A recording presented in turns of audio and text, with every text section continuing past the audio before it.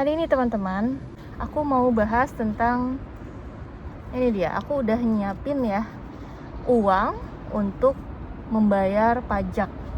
Pajak apa itu? Jadi teman-teman, setiap bulan 6 atau bulan Juni ya, bulan Juni di Jepang itu masing-masing balai kota di Jepang itu akan mengirimkan tagihan pajak ya teman-teman. Pajak daerah. Pajak yang dikhususkan untuk membangun kota tempat tinggal kita. Nah, karena aku sudah konfirmasi ke HRD di perusahaan aku masuk di perusahaan baru itu kan bulan Mei ya teman-teman. Nah, aku sudah pastikan ya teman-teman kalau pajak daerah aku itu tidak dipotong gaji gitu. Makanya mereka mengirimkan tagihan ini ke alamat aku. Jadi pajak aku tidak dipotong dari gaji aku. Otomatis tagihan ini harus dibayarkan sendiri. Dan kenapa ya? Mungkin banyak yang mempertanyakan, kenapa dapat 4 lembar? Jadi ini tuh sebenarnya adalah pajak kita dalam setahun, teman-teman. Jadi mereka juga sudah memberikan pembagian secara rata supaya tidak memberatkan kita. Jadi untuk pembayaran pertama itu aku kena 21.200 teman-teman. Itu kalau dirupiahkan sekitar 2 jutaan. 2 jutaan teman-teman. Batas pembayarannya itu maksimal sampai tanggal 30 Juni 2026. Jadi besok maksimal, dan aku sudah menyiapkan uangnya. Ini 10.000 jadi 20.000. Ini 1.000, dan aku bahkan udah nyiapin loh uang recehnya juga ya, koinnya ya. Jadi ada 21.200 yen. 2 juta untuk pembayaran pertama. Lalu pembayaran kedua teman-teman, ini kan slip yang pertama ya, slip kedua itu 19.000 yen. Jadi sekitar ya kurang lebih 2 juta juga ya, 2 jutaan.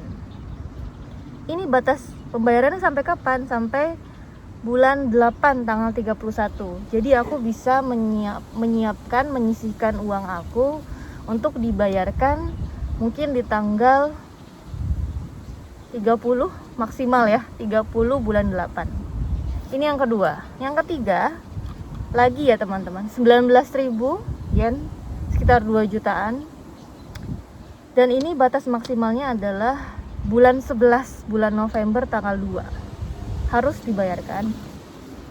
Terakhir adalah 19.000, sama angkanya ya.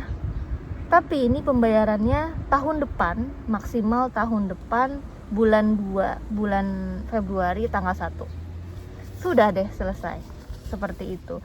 Jadi totalnya pajak aku selama setahun, pajak daerah aku selama setahun itu ada 78.200 yen atau sekitar 7 jutaan. 7 jutaan ya teman-teman. Gitu. Tapi beda ceritanya kalau misalnya aku masih kerja di perusahaan yang sama seperti sebelumnya dan tetap dipotong dari gaji. Itu beda ceritanya, jadi nggak akan ada tagihan seperti ini. Tapi karena aku sudah memastikan bahwa setelah aku nerima gaji pertama aku di perusahaan baru juga aku bingung ya, kok potongannya cuma 3 jutaan, 3 meng gitu. Oh ternyata pajak aku ini tidak dipotong, jadi aku harus bayar sendiri secara mandiri gitu teman-teman. Jadi untuk teman-teman magang maupun TG mungkin yang masih punya pertanyaan tentang kenapa aku masih mendapatkan tagihan dari balai kota aku, padahal setiap bulan tuh aku selalu memperhatikan di slip gaji aku tuh aku selalu bayar, dipotong gaji.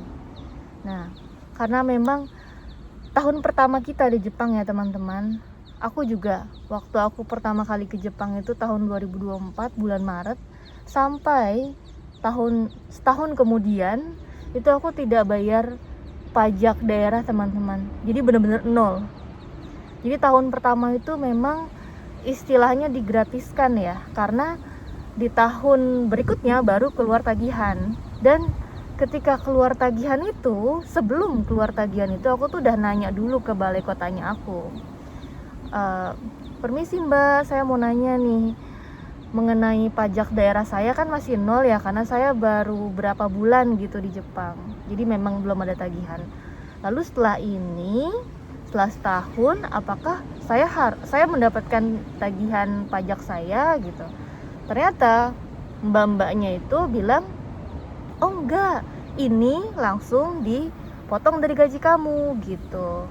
Potongan pertama itu sekitar segini, misalnya waktu itu berapa ya, 5.000, mungkin 500 ribuan ya potongan bulan pertama, bulan kedua 3.000, bulan ketiga 3.000, dan seterusnya. Dan aku masih nyimpen sih kertas yang ditulis sama mbak-mbak di balai kota itu, balai kotanya aku. Nah, terus aku ngecek di slip gaji aku bulan berikutnya, ketika saatnya aku membayar pertama kali ya pajak daerah itu. Ternyata benar teman-teman, benar-benar angkanya itu pas sesuai dengan apa yang disampaikan oleh staf di balai kota itu, balai kota aku. Wah, dalam hati aku langsung kayak oke. Jadi aku mulai paham tuh, tahun pertama di Jepang aku nggak bayar pajak daerah, di tahun berikutnya aku baru dapat tagihan tapi dipotong gaji. Otomatis itu kan sebenarnya tahun sebelumnya ya, tahun pertama aku di Jepang gitu bayarnya. Jadi tagihan ini adalah tahun lalu. Ini adalah tagihan tahun lalu yang harus dibayarkan di tahun ini gitu. Mungkin maaf ya teman-teman, mungkin penjelasan aku kurang bisa dipahami, tapi intinya adalah kalau kalian mendapatkan tagihan dari balai kota kalian tentang pajak daerah, kalau kalian ragu, kalian ngerasa aku mau benar-benar clear gitu, aku mau dapat penjelasan sejelas mungkin gitu, silahkan datang ke balai kota kalian untuk mendapatkan penjelasan. Aku pun juga sudah pelan-pelan ya aku belajarnya juga ya, mulai dari tahun pertama nggak ngerti apa-apa, terus aku coba nanya-nanya, terus aku juga konsultasi ke HRD aku, dan ternyata benar, ternyata tidak ada yang aneh, tidak ada yang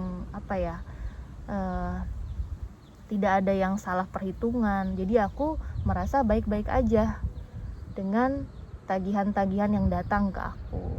Lagi pula aku ngerasa ya teman-teman, pajak daerah ini selama setahun, ibaratnya gini, aku sudah diberikan kesempatan untuk bisa kerja di Jepang.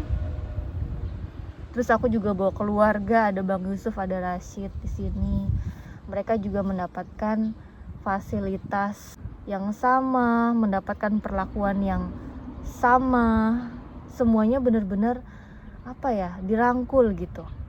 Jadi walaupun kami harus bayar pajak, tapi kami bisa merasakan lingkungan yang sehat gitu. Walaupun minusnya adalah sering kangen keluarga di Indonesia gitu. Tapi ya memang seperti itu ya teman-teman. Mungkin kalau misalnya keluarga aku dan Bang Yusuf semuanya tinggal di Jepang, itu udah kayak sempurna banget gitu ya kayaknya. Karena cuman kurang itu, cuman ngerasa kayak gampang kangen sama keluarga dan saudara-saudara di Indonesia. Selebihnya, apa yang kami dapatkan di Jepang ini, menurutku ya, dengan hanya membayar pajak daerah, aku ngerasa udah berterima kasih banget sama balai kota aku ya, yang sudah benar-benar sudah memberikan banyak fasilitas, memberikan banyak dukungan kepada aku, dan terutama Rashid ya, karena Rashid juga dapat banyak dukungan dari semuanya untuk bisa mengejar keterlambatannya Rashid dalam hal berbicaranya ya, seperti itu. Jadi menurut kalian gimana?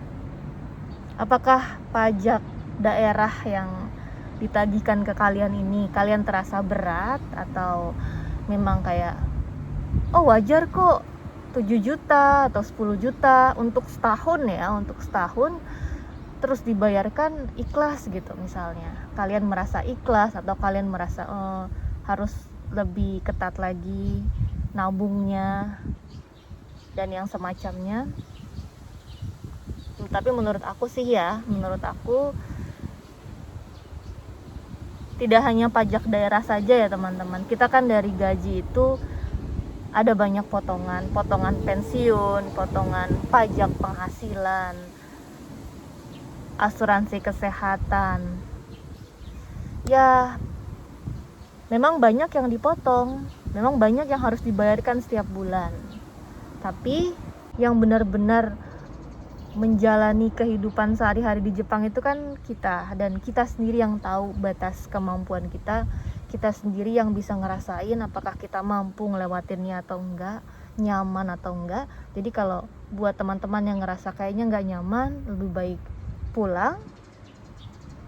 Kalau kalian yakin enggak masalah. Tapi kalau kalian merasa kayaknya ini masih oke sih, walaupun memang tagihannya cukup besar, potongan gajinya juga lumayan, misalnya masih bisa nabung tapi nggak terlalu banyak, kayaknya hanya perlu motivasi aja deh sedikit seperti itu.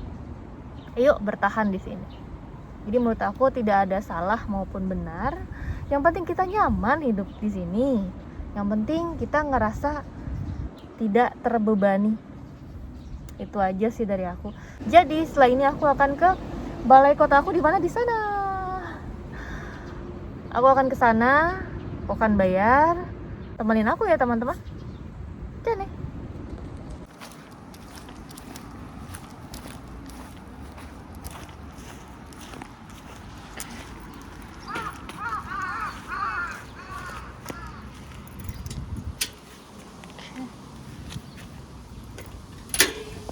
Oke, kita berangkat.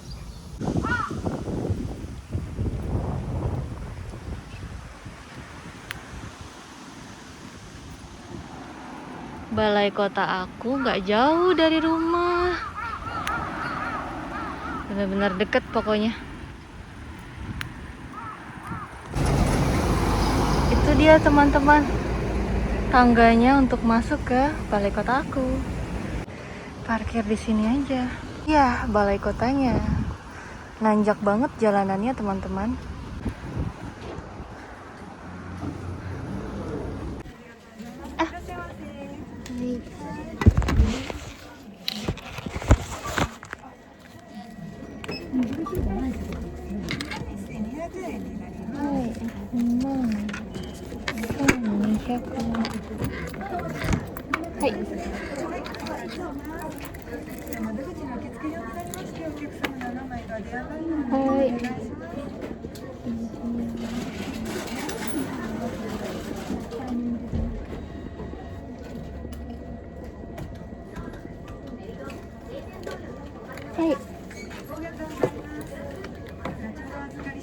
Hai, arigatou gozaimasu.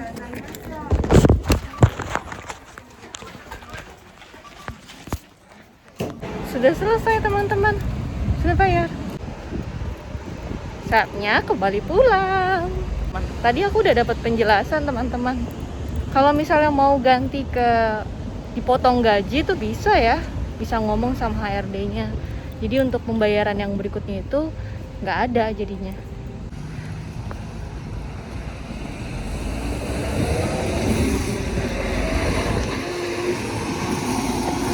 Oke.